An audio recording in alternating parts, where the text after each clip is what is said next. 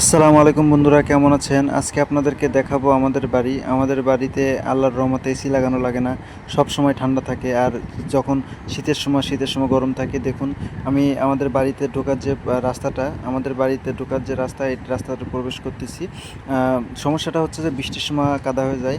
তারপর দেখুন, এই যে আমাদের বাড়ির সামনে, এই যে এটা আমাদের বাড়ির সামনে দেখুন যে গাছপালায় ভর্তি। এখানে যে সবেদা গাছগুলো আছে, সবেদা গাছগুলো মাশাআল্লাহ দেখতে খুব সুন্দর হয়েছে, এবং এই সবেদা গাছগুলোর কারণে সামনে রোদও আসে না।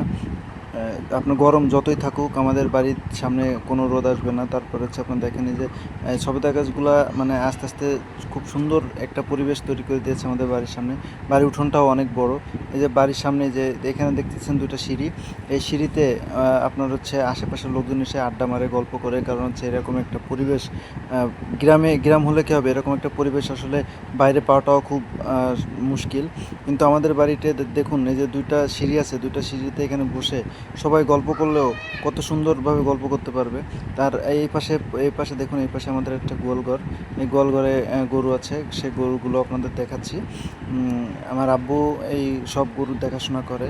এখানে আমাদের গরু বর্তমানে 3টা গরু আছে। 3টা গরু দেখুন, এই যে 3টা গরু মানে সবসময় আমাদের গোয়ালে গরু থাকে। তারপর হচ্ছে এই যে গ্রামের যে পরিবেশগুলো, এই গ্রামের পরিবেশগুলো আসলে শহরে পাওয়া সম্ভব না। তো বন্ধুরা, কেমন লাগলো আমার বাড়ি? সবাই কমেন্ট করে জানাবেন। ধন্যবাদ।